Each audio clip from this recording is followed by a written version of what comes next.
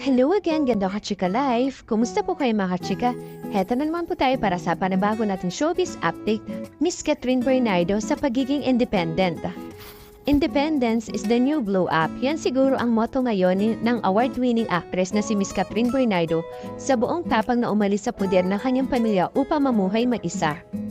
Sa isa nga pong interview na Inquirer Lifestyle, inamin nga po ni Miss Catherine na isa ito sa pinakamalaking hakbang sa kanyang buhay.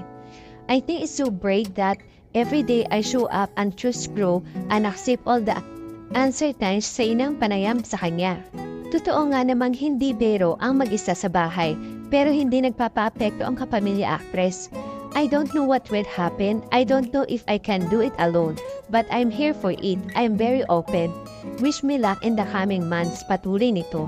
Ayon pa kay Miss Catherine, bahagi ito ng kanyang transition stage bilang isang adult. Saad niya, part of me growing up is getting my own place. It's like my transition stage. I feel that the next coming years are very important because they will dictate where I will go in the future. Sa totoo lang, ang move na ito ay sumabay pa sa birthday blues, a quarter life crisis ni Miss Catherine. I just turned 29 and I feel so lost. I didn't expect that I feel this, but I guess it's part of the adulting I'm growing up. Sagot ni Miss Catherine Bernardo. Kahit pa may halong takot at kaba, game na game pa rin si Miss Catherine na harapin ang lahat dahil parte raw ito ng mas malalim na pagkikilala sa sarili. I feel like getting my own place is a big adjustment. For me and my family, especially my mom, sambit nito. Aniya, I just want to feel everything right now. Samantalang ito si Mr. Alden Richard may kinahuhumalingan. Eto nga po, mukhang nagugustuhan ni Mr. Alden Richard ang pagbabike. Dahil po siguro kay Miss Kim Chiu at kay Paulo Avellino na kaibigan po ni Mr. Alden Richard, nagugustuhan na rin po ni Mr. Alden Richard ang pagbabike. Kahapon nga po sa kanyang IG account, i-next nga po ni Mr. Alden Richard ang bago niya kinahuhumalingan. Samantala, dumako naman po tayo sa iba nating showbiz update. Alam niyo po ba na mainit na pinag-uusap itong nakaraang araw, Huwebes, April 10, 2025, ang larawan ni Miss Erich Gonzalez at ang asawa nitong si Mateo Lorenzo. Sumulpot ito matapos hanapin ng fans ni Miss Erich sa kasal ang kaibigan ni Claudia Barreto kay Basti Lorenzo, na younger brother ni Mateo. Sabik na makita ang dating kapamilya actress kaya may mga naghanap ng larawan niya pero no show siya sa wedding.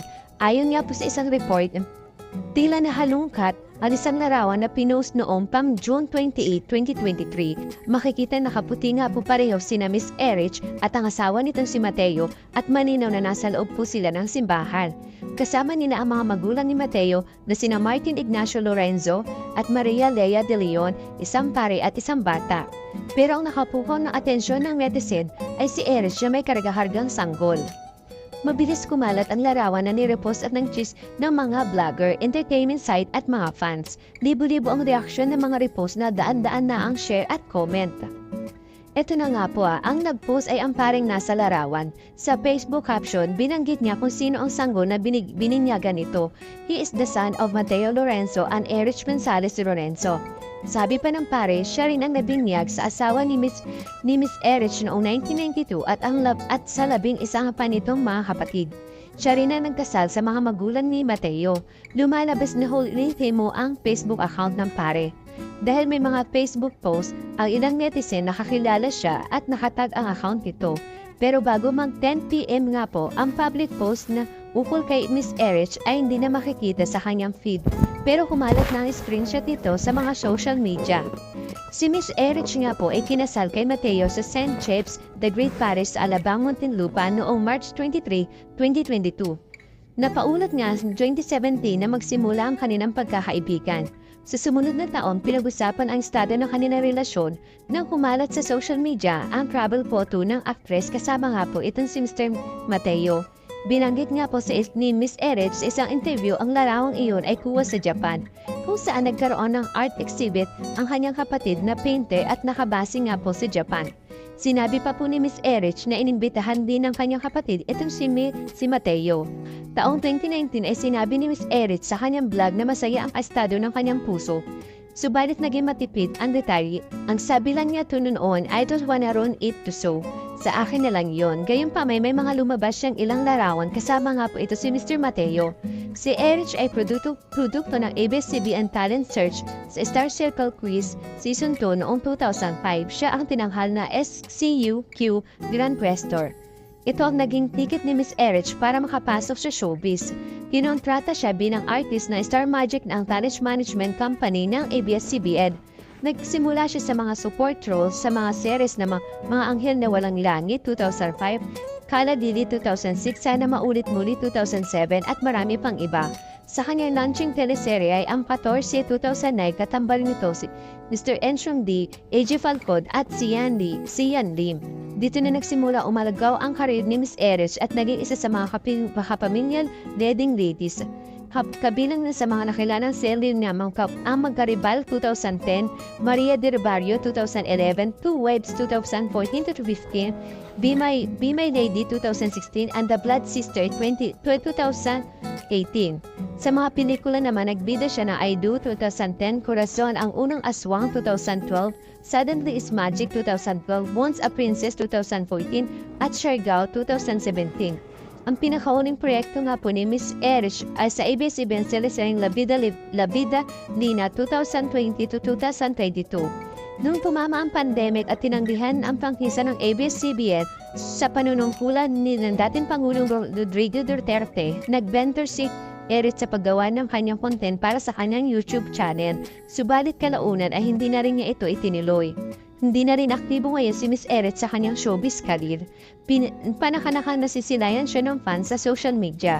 Bago natapos ang 2014, naitampok nga po siya sa YouTube channel ng celebrity beauty doctor na si Dr. Ivy Teo. Ang pinakahuling post naman ni Miss Erich sa Instagram at Facebook ay noon pang January 12, 2025. Ang asawa ni Miss Erich na si Mateo ay isang businessman.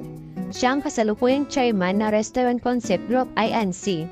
Na siya'y nag-ooperate ng mga restaurant chains sa Barcina, Bluesmith Coffee at Kitchen, Mate Depot at Single Origin. Ang kanyang ama ay chairman, president at CEO na tinatayang 18 companies. Kabilang sa mga kumpanyang ito ay ang First Lucky Agro-Industrial Corporation, Macantrail Philippines Co. in INC, First Lucky Holding Corporation, Central Azucena de Tarlac INC, Resource and Asset Holdings INC at Restaurant Concept Group INC. Dati rin pagmamayari ng kanilang pamilya ang Pancake House at Denshows. Ayon sa IG account ni Mateo, nagtapos siya ng Management Engineering mula sa Ateneo de Manila University noong 2014. Taong 2021 naman nang makumpleto niya ang kanyang master degree in Business Administration mula sa Wharton Graduate School of the University of Pennsylvania sa US. Batay rin sa kanyang social media post, mahilig siya sa golf, traveling, mga kotse, shoe jumping at agriculture. Thank you for watching. Kung nagustuhan niyo po ang video ito, subscribe na sa Starlight Showbiz YouTube channel and please don't forget to hit the bell button